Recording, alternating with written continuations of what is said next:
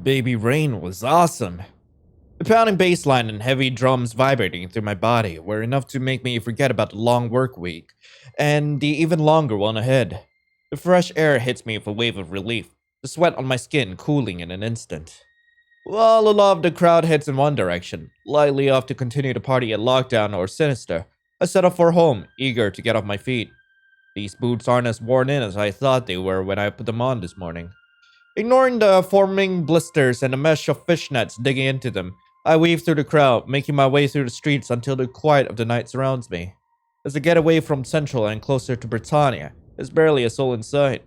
The feeling of someone behind me is ever present. Something's wrong. My feet continue moving, yet my head whips around and checks the streets behind me. There's no one there. The raised hairs on the back of my neck persist regardless.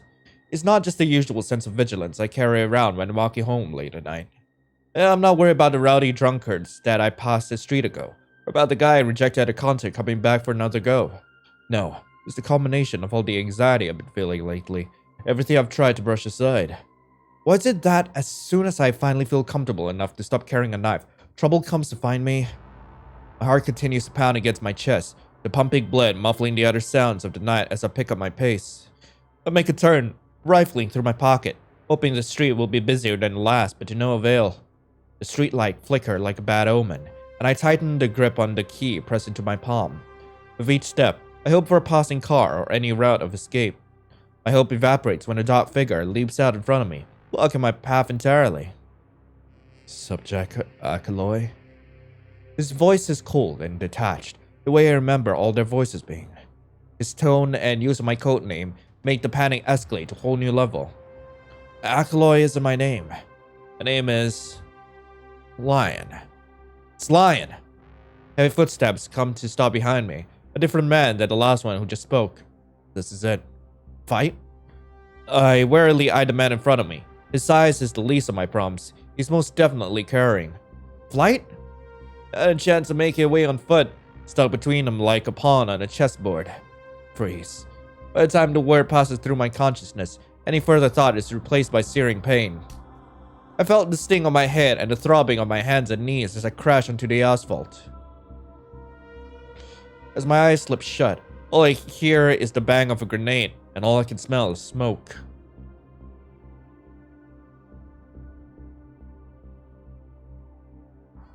Frick. I've not felt pain like this in a long time. My head throbs wildly, pain washing through every cell as I struggle to recover from the blow I sustained. All I remember is the strange figures, the smoke. Full of panic, I spring upwards, yet the action only triggers dizziness and deeper pain. My eyes slip shut once more. What the? My vision is still blurred when I do open my eyes. As I try to take in my surroundings, confusion sets in. Everything around me is cast in shadow, with a sliver of silver lighting the room from the window. I can't make out much beyond the strangely unexpected domestic setting. My heart thumps as my eyes flicker down, where I expect to be restrained in some way, chained to a dingy chair. I find myself on a plush couch cushion instead. No chains, no ropes. Weird. You're awake. A voice rings out from the dark. How long has it been? The blur clears as my eyes settle on a figure in the shadows, a dark-clad man with a mask. My voice comes out shaky and strained, and I can feel the Saharan dryness within.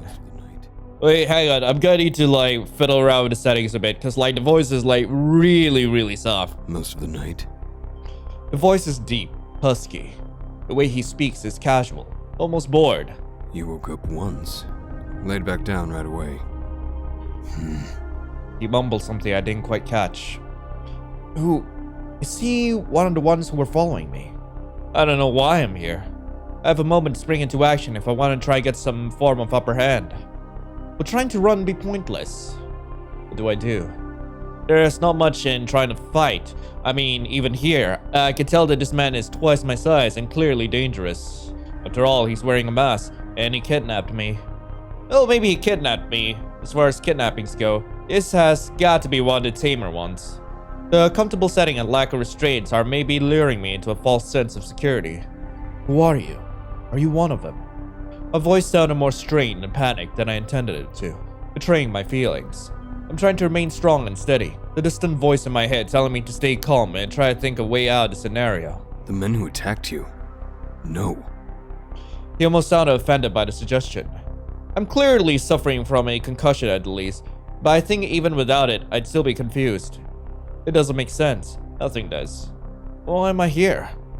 And why are you wearing a mask? The second question slips out involuntarily, as I'm unable to escape my own curiosity. I brought you back here. That's only half an answer, and so sarcastic too. And the men? From the scoff that leaves him, I can only imagine the smirk lying underneath the menacing mask. Ran at the first sign of trouble. You know, I'm beginning to like this guy more. Like, heck, he's got a bod which I would love to, like, smother my face into. My head continues to throb, the confused thoughts swirling around. It's hard to be analytical when I feel like I've had all my senses knocked out of me. Literally. So, why not take me to a hospital? It's a concussion. You'll be fine. I'd roll my eyes if I didn't think it'd add to the pain. He stands, and I can finally appreciate his true size. He's huge, far more intimidating than the two men who are following me to begin with. You're welcome to take yourself to the hospital. I'm welcome? His wording suggests I'm free to leave, so not a kidnapping? No thanks. Not dealing with insurance over a glorified headache. If I have an aneurysm and die, guess it was just meant to be. I continue to watch the man as he simply stands, arm folded over his chest as he watches me from behind the mask. You didn't answer. Why the mask? He walks over to the kitchen area, ignoring my question entirely. He doesn't even look my way. Okay. I guess I'm not getting an answer to that one. Not gonna fight me? Is there any point? Not really. Staring at his large frame, I shiver at how easily he could overpower me, considering my current state. Here. He turns to face me and makes his way over to the couch, a glass in one hand, and a sleeve of pills in the other. I eye him and his offerings warily, partly from self-preservation, partly in residual confusion. Tylenol, for the headache. Water too. I can see his dark eyes narrow behind the mask as he waits for me to take it. Level of confusion and fear persists, as well as a logical amount of distrust. Fuck's sake. The stranger's voice is a growl as he turns away to obscure his face. He lifts his mask slightly, sipping the water before offering me the untainted side of the glass. Not poisoned. I take the glass, taking my own eager gulps that soothe my hoarse throat. Against my better judgment, I grab the pills, even though I don't take them right away. Thanks. It almost seems strange to thank my captor, or not captor, but whatever he is. Still uncertain if he's rescued me or condemned me to a worse fate. My eyes narrow skeptically, look at a hulking figure standing before me. As I stare him down, our gazes connect for a moment before he turns away, taking his seat away from me on the other sofa. I pull my knees up to my chest, wrapping my arms around them protectively. Why did you take me? What do you want? It's his turn to narrow his eyes, his thick eyebrow, the visible one, furrows. Nothing. I find it hard to believe. Who just takes someone with no ulterior motive, with nothing of mine? You're free to go. Alright, sure. I'll see you next week. He crosses his arms again, the sizable muscles bulging at the fabric of his hood jacket. Now like chained to the couch. He's right, no restraints. Still in the clothes I left my apartment in last night. No blood or visible bruises, besides the mean one on the back of my head. True, I suppose. Yet his presence alone almost feels like a threat. I can't outrun him, outfight him. I wouldn't know who to turn to for help, how to even begin explaining all of this. Testing the boundaries, I stand hesitantly. His eyes simply follow me. I return his blank look as each step I take brings me closer to the door. His chest rises and falls with each breath. His head doesn't turn to follow my movement. As my hand settles on the door handle, he finally speaks up. What's your plan for when they come back? His words cause me to freeze, my brain having enough sense to hang on to his use of when. The panic returns as I consider the weight of that. What am I going to do? If he hadn't shown up when he did, I shivered thinking about ending up back there. I know, but I guess the walk home will give me some time to think of something. Feeling the window of opportunity closing, I wrench the door open and slip out into the hallway. Once more, my feet are moving without my conscious control, straight back towards the elevator and my escape. It's only when I reach the street that I begin to panic again, a cold sense of dread seeping into my bones. I'm running from two very different threats. Outside, danger. Inside, red flags galore. Normal people would have called an ambulance or dropped me off at the ER. Normal people wouldn't have dragged me back to their place wearing some freaky Dark Knight cosplay. And yet, I suppose it's par for the course of this, this show of a life. Pulling out my phone, I see that I'm lucky to have just enough battery to be able to order a ride home. I will stand and wait, shaking on the street and pretending not to notice the stairs. I knew I was a freaking idiot to expect peace at least. They say the road to hell is paved with good intentions. I thought I'd escape last time, but here I am again. Up Shit's Creek again because of my naive, well-intentioned teenage decision. I scramble into the car, cautiously eyeing the driver just in case. The journey feels so slow, yet so fast at the same time. No doubt the concussion. Probably should reconsider my hospital avoidance. My apartment building comes into sight as the car turns the corner and pulls up. Here. Is you okay? Yeah. The steps into the building, the elevator ride, and final steps towards the door that feels like a blur. Only once I'm inside, boots on my doormat and the scent of black cherry wafted over to me, I finally breathed a sigh of relief. I head straight to my room, eagerly flick on the side lamp and sit on my bed, enjoying the feeling of normalcy for just a moment. Frick. Really? What the hell am I gonna do? Do I get in touch with my therapist? Drink myself into a stupor? That actually sounds like an amazing idea. Still, self-destruction is probably not the best route. Healthy coping mechanisms and all that jazz. I make my way to the kitchen, rifling around in the back of the cupboard for my medical goodies. Painkillers and sleep meds acquired. Back to bed I go. Screw it. I don't want to be awake to deal with the rest of this headache. First things first, returning my switchblade. Ote, to its prime spot under my square pillow. Ote has spent the last few weeks relegated to the back of my nightstand drawer. I rifle carefully through my drawer until I find a smooth red aluminum handle. Mindlessly, I flick the mechanism back and forth, each click echoing through me. Climbing into bed, I embrace the comfort of my special pillow. It's something at least.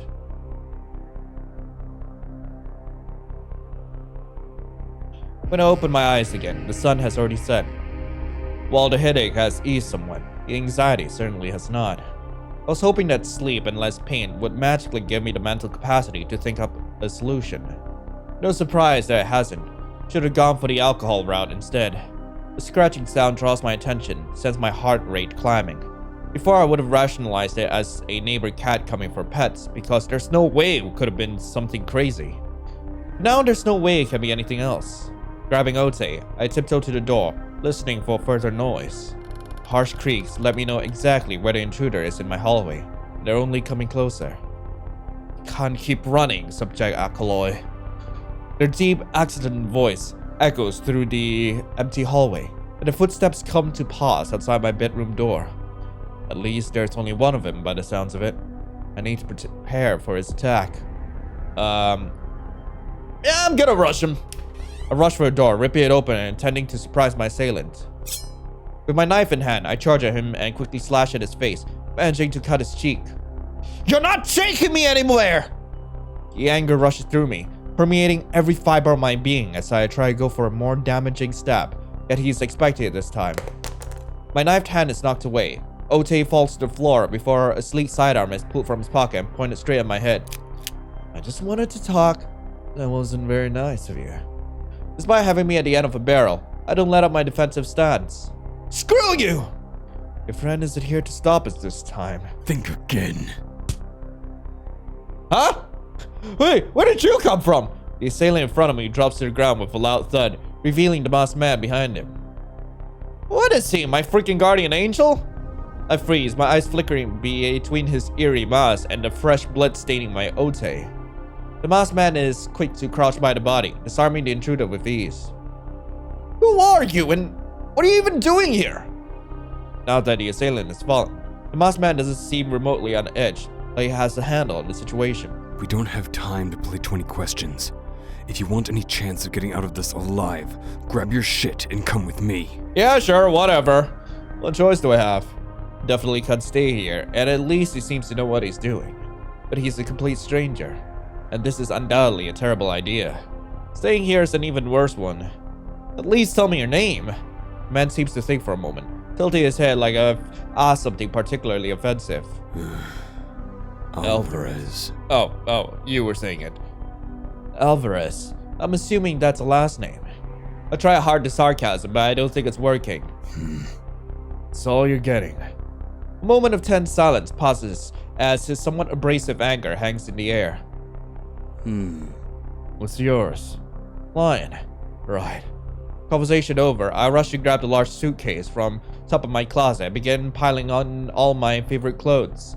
From my comfiest sweatpants to the one summer dress that makes me happiest. I grab my nightstand drawers and pump them in without thinking, before grabbing a bunch more things. I don't think I can spend next 3 weeks or however long without. Another duffel bag is dedicated to my laptop, chargers, and other essentials. And when I think I've filled enough bags with things I need, I top it off with my one special pillow. Wherever I'm going next, might as well be comfy.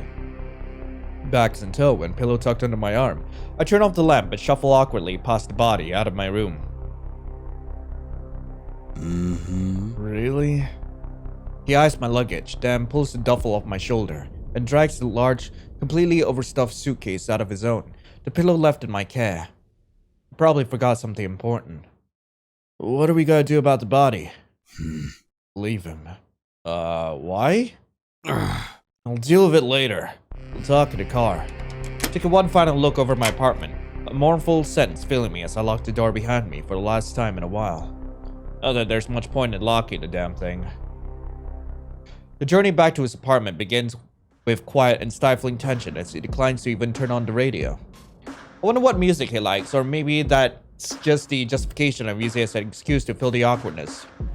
I keep one eye fixed on the figure beside me as my hands creep over the screen. I can see him eyeing me just the same, his stare daring me. One quick tap brings up a KRCK, and I quickly withdraw my hand, a cheeky smile on my face. We're serenaded by heavy drums for the briefest of moments before his hand reaches out, tapping on the screen and turning back off. Okay, then. Noted. No radio. You know this is ridiculous, right? It's a good job that kind of reckless because normal people really wouldn't go for this. Yeah, you're not normal people. He says it without skipping a beat, but I breezily ignore him. With a due resolve, I turn to inspect the man sitting across from me. The first thing I notice is the mask again.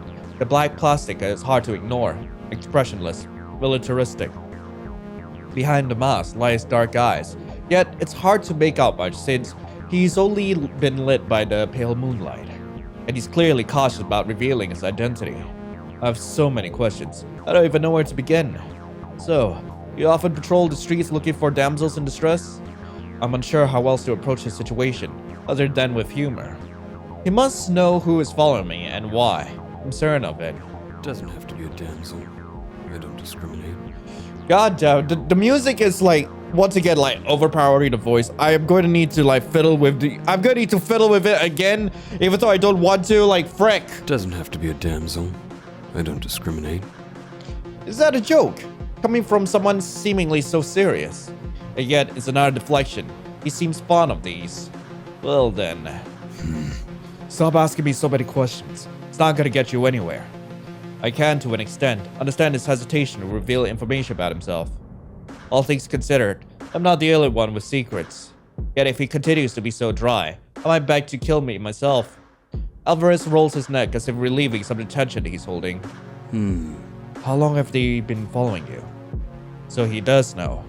There's no way he doesn't if he's figured that much out. I cast my mind back to the first time I felt that sense of unease, the one I hadn't quite felt in a long time. I had happily gotten used to the feeling of not being watched, stopped taking Ote everywhere with me. I didn't know for certain until last night, but by then it was too late. He scoffs in response, that one eyebrow arching once more. You're lucky it lasted this long. His insult on my intelligence and ability doesn't go unnoticed.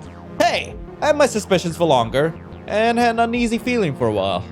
My therapist told me being less paranoid would be beneficial, so I've been trying. Besides, what was I supposed to do anyway? At least I got a jump on that one guy at the apartment. From where I was standing, you looked kind of fucked. His concentration is firmly on the road, navigating the city streets. You're not going to stop until they get you. So, what do you know? There's a moment of silence before my panic rushes me to continue. Do you know about... Obviously. His voice interrupts me, sparing me from voicing one of my dark thoughts. My body's at war between two sides. Tension, the realization of what I'm up against. Relaxation and knowing there's nothing for me to hide. The weird freedom I haven't felt in so long. So you know what I'm up against? He nods. Which is why you'd be a fool to leave again. I sigh deeply, considering my circumstances and knowing that he's right. I get the feeling I'm screwed either way. At that, he laughs. It's short, but at least genuine. What? You don't trust me? I share in the absurd laughter. Ah yes, wake up in a mouse man's apartment. It's the perfect environment for building trust and developing new relationships. Yeah, I'm nothing if not realist. A strange realist, but a realist nonetheless. Point taken. But if I wanted you dead, you would never woken up in the first place. His honesty is chilling, despite him only putting into words what is plainly obvious. And I wouldn't have bothered showing up a second time. Some predator likes to play with their food. Maybe you wanted to kill for yourself. A temporary moment of confidence dies down. But thanks for not killing me, I guess? Keep your questions to yourself. Or I might just change my mind. If it wasn't for the way his eyes crinkle into what appears to be a smile, I might have taken him seriously. Haha, very funny. You can't seriously expect me to not have a million questions. I'm pretty reckless, but I refuse to be completely naive. If I'm going to accept this absurd situation, you best believe I'm going to have a lot I need to know. No question about me personally, then. I nod. I can accept that boundary, I suppose. It's clear his Batman-esque identity is important to him. Okay, where to begin? So, you know why they're after me. I'm assuming you weren't following me too. I was following them. Unlike you, they're actually decent at shaking a tail. Despite Alvarez's assessment of me being pretty accurate, I wish he'd keep such scathing retorts to himself. Wasn't aware it was something I was ever gonna have to worry about again. I cross my arms, hugging my body for comfort as a genuine feeling of loss washes over me. Yeah, well, you and me both. The car stops at an intersection. It takes a moment to rub at his no doubt wrinkled with stress forehead. So, you too? Not only is he aware, but he was part of it too. Yeah. He nods solemnly, his voice tense and tight. EpyksLion. I lean over, stretching my hand out to his, yet he doesn't take it. Instead, his eyes flicker to the outstretched limb before flickering back to meet mine. Then he continues with the journey, taking off from the intersection. Hades.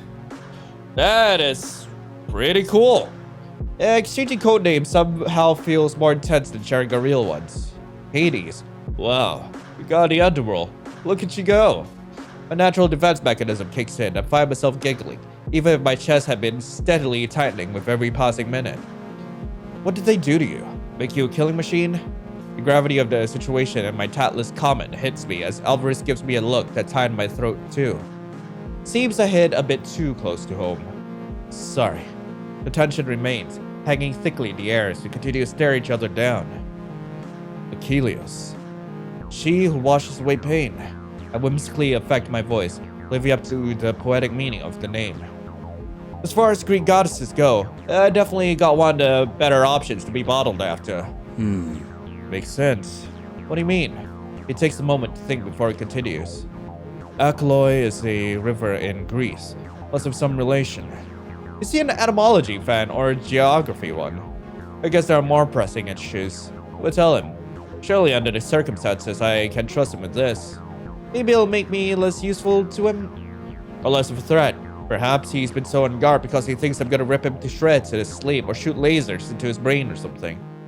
Not sure why they want me back, but never worked for me anyway. The revealing words tumble out of my mouth before I can reconsider. Some of us weren't so lucky. His harsh voice snaps back at me immediately. What did they do to him? I can't help but wonder if he was always this way. Closed off, temperamental. Yeah, I know.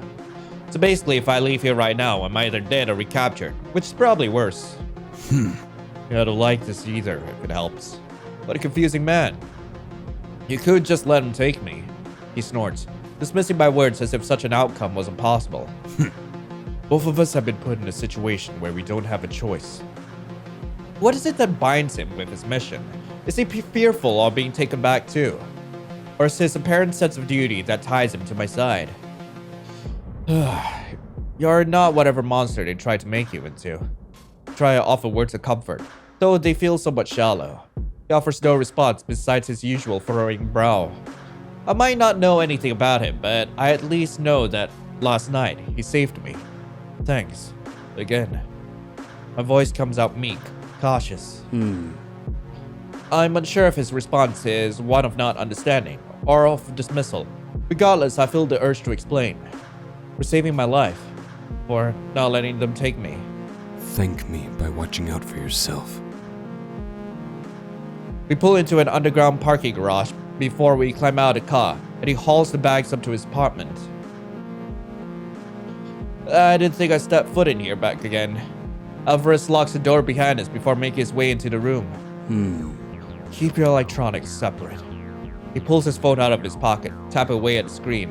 Why? His eyes flicker out from the screen, meeting mine with a fiery intensity. Just do it. He sighs before continuing. I'm having someone check them for tracking software, privacy breaches. You eye him cautiously. Look, I'll show you that even if you did have the choice, this is the right one. Yeah, sure. Right. Something about his words, his starkly protective nature, makes my heart beat wildly in my chest. Maybe I'll make it out of this okay after all. He put the phone to his ear, walking towards the kitchen before he starts speaking a hushed Spanish to a feminine voice on the other end. Does he have a partner in crime? Or maybe something more? My ears try to pick up on what I can, but high school Spanish didn't do me too well. I can understand the basics. They're discussing my devices, and Alvarez's demeanor and sarcasm is a constant by the sound of things. I could have them back to you in a few hours. I set my laptop aside, already wishing I could scoop it up and sneak off to watch my show. Assuming you don't have any state secrets on there, she won't try. None that I'm aware of. She really won't look through my stuff? No. I nod, choosing to trust that he's telling me the truth. And that whoever it is that's gonna look into my laptop won't see like the mountains of like boys which I have on it. I don't have much to hide. Beyond the usual spicy mirror pictures and such. But the thought of just handing myself off to some stranger is terrifying, even if it is probably for my own protection. Too late to turn back now, I guess. Still clutching my pillow, I flop onto the couch after removing my boots, eager to feel some sense of relaxation that I know deep down won't come. The mysterious man sighs deeply, closing his eyes in a moment of concentration before determination takes over his dark eyes. If you really don't want to be stuck here, I can try to set you up, get you out of the city. I guess this solidifies all this not as a kidnapping, or anything nefarious. This guy, for whatever reason, just wants to help.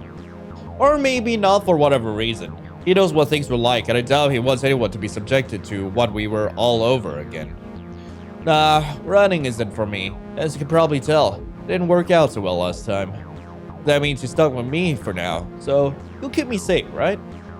Attempting to be more lighthearted, I put a teasing tone in my voice and flash Alvarez a smile. He doesn't seem to return it. I'll do my best. Uncertainty settles within me. I can't keep him around as bodyguard forever. And long term? We'll figure something out. Despite the vague comment, he sounds so sure and certain.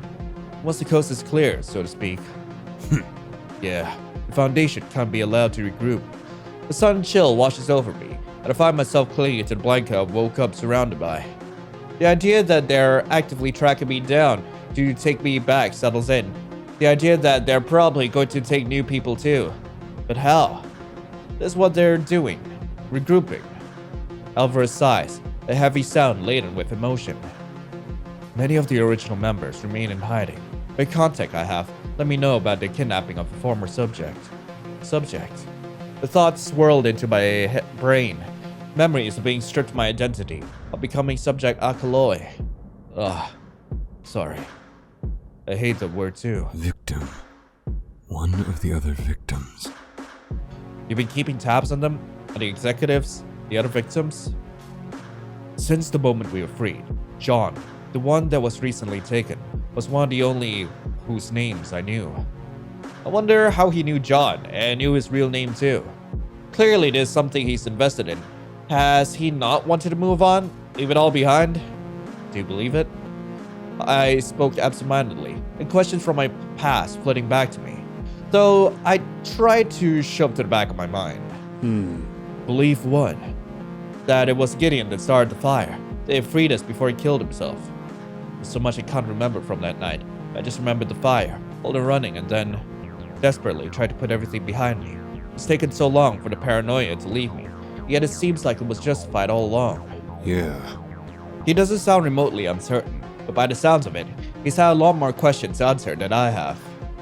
Why? Yeah. I'm the reason he did it. What do you mean you're the reason? I must have pricked his conscience. I'd say that's far more than a prick. Yeah. He was. Funny. Once more, I find myself stifled by the uneasy silence. This is probably something I should have gotten used to. As we sit by together, my mind flicks through the new information I've received. Answers, and yet more questions too. Why would Gideon end his empire at the behest of this man? My stomach churns with anxiety, a deep sense of dread I haven't felt in so long. For a moment, my nerves are alight, like I'm there in the moment, constantly spending every moment on the edge. Have I gained enough strength over these past few years, or will this whole thing send me spiraling? I still have nightmares, you know? I offer my vulnerable words up as a sacrifice, hoping to reach Alvarez in some way. Get used to it. His words aren't as callous as they sound at first. I must understand this subtext. It's his way of gently setting my expectations, and of letting me know that he's right there too. Yeah? Yeah. My throat dries up once more. Alvarez. His name feels weird to speak aloud, since it's his last name instead of his first. He gets us better than Hades, though. Yeah. What? He responds in his usual clipped tone. I lean forward, a sense of mischief filling me as I stare down at my new companion. You know, if you're gonna basically have me as a hostage/roommate, you could do with lining up a little. Some decent conversation really wouldn't go amiss. His thick eyebrow arches, a choked laugh leaving his throat. Do I look like someone? Look like someone with a lighter side? You know, I kinda wish that was a bit more indication of whether he was gonna speak or not, but whatever. He might be sarcastic as heck, but I think I like his dry sense of humor. Somehow it suits him. And people without a dark sense of humor are rarely ever interesting. Try as I might, I can't keep the grin from breaking onto my face as I hold his serious gaze. I think it could surprise me. Then you're an idiot. In an instant, his tone is colder than it was before. All sense of comedy has evaporated, leaving only crystallized harshness behind. Right then. For a moment, such aloofness stings and causes my heart to clench, before I proceed with where I was already really headed with this conversation. I guess I don't know what this means practically. This isn't exactly a common scenario. I have a job and a life I need to keep up with. His eyes narrow as he looks at me like I'm more of an annoyance than anything. Me too. Doing what? He falls silent so frequently, I can practically hear a vague projection noise in my mind every time now. Okay, you're not gonna answer. Like, what do I do? I'm gonna wake up and this is gonna be like some crazy dream. Alvarez taps away at his phone before sitting at the kitchen island. More of a nightmare, really. His attitude is starting to somewhat wear thin. I work remotely, so at least I don't have to talk about them getting me there. I sigh, squeezing my pillow for courage, and I speak again before I can stop myself. Look, I can tell that you're the kind of guy who likes your space. Don't get me wrong, I'm not thrilled about the college experience vibe we've got going on either. But can you at least pretend not to hate me? I don't dare glance over my shoulder at him. I let the tense silence play out. He doesn't deny it, yet he doesn't confirm it either. I at least feel better having said my piece, even if it hasn't changed anything. Just shove me in a room and I'll stay well out of your way. Now I hear Alvarez sigh. Do you always follow instructions well? What kind of question is that? Is this him establishing boundaries? If I respect the person giving them, I can follow instructions impeccably. How am I doing so far? Worthy of your respect? There's an uncharacteristic uncertainty to his voice that makes me want to turn to him, yet I don't, scared that the spell will be broken if I move an inch. And you said you wouldn't surprise me. I can't help but let out a laugh. He insists on being so grumpy, and yet I swear there's more going on. You're doing okay, Alvarez. Unprofessional setup aside, you remind me of my old CO. He snorts. Your CO was a lot nicer than mine then. I mean, he had his moments like any commander. Nice isn't the first word I used to describe you, though. I take my chance to dig back at him, in response with a simple laugh. Thanks. I'm kidding. So, RB2 or are you not gonna tell me? As always, he falls silent in response to the question. As I'm about to fill it with a diversion, he surprises me with an answer. Green Beret. No poo. Just backups? Wow. I'm in the right hands then. Yeah. I'm sorry, I think your CO didn't know what he was doing. Why is that? Well, I'd assumed you were a civilian, given your ineptitude. Ow! Again, he's not wrong that I'm not exactly at this level of crazy Black Ops cautionary stuff. Yet, I'm not a complete idiot either. In my defense, I barely made it out of basic before I caught eye of some Elysian goon who said he'd had a soft spot for me. I feel the inexplicable need to defend myself, like I need this guy's good opinion. Yeah. So yeah, I guess it's probably not even fair to call me former military. I was only just getting started. Alvarez hums, not pushing the conversation or the insult any further. Can't believe he's military too, though it makes absolutely perfect sense considering. It's crazy like that seems to be another part of our past we share. 15 years. His voice cuts through my thoughts. What? I'm sure the next question was going to be how long I served for. So you became a commander yourself? Yeah. A man with an impressive military career, and yet he still got wrapped up in Elysian too. It makes my mind swim thinking about it. Why did you join? My voice wavers as I ask intrusive questions. I'm not certain I'll get an answer, but I can't help but feel the need to ask regardless. The army? No, the Foundation. He growls, a noise that sounds more like frustration than genuine anger. Don't push it. As expected, though I suppose I did break his rule of no personal questions. Alright, sorry. Get some sleep then, Lion. I'll take the couch. In a moment, he's standing before me, and I can't help but frown at his words. I'm not putting you out of your bed in your own home. I don't sleep much, if at all. Now take it from me. The thought of him not sleeping fills me with a strange sadness. Even if I still had some nightmares, I at least push through 5 or 6 hours most nights these days. He really shouldn't give up his comfort. I'll offer to share the bed. In an attempt to lighten the mood and return this man to his own bed, I proceed with a somewhat jokey offer. We can always share, true sleepover style, pillow in the middle. He scoffs, a severe look in his eyes suggesting he's definitely not amused. No. Look, I was hoping, okay? I was hoping that we get some, like, DILF soldier action? I don't know. I still feel bad, even if you say it's okay. Silence hangs between us for a moment longer, and Alvarez no longer meets my eye. You look like a comforter stealer. He delivers his scathing retort with an inscrutable expression. Not true, but now I'm definitely not sharing. I shuffle to the front door, grabbing my bags and taking my belongings to the hallway. First door on the right. I'll be out here. Good night, Alvarez. My response seems to fall on deaf ears as I make my way to his bedroom. The sleek, minimalist interior continues, with little in the way of personal trinkets or decoration. Despite my temptation, I instead throw my pillow in the bed and search for some pajamas to sleep in. As I curl into the masculine-scented sheets, all I can think about is how screwed my life is.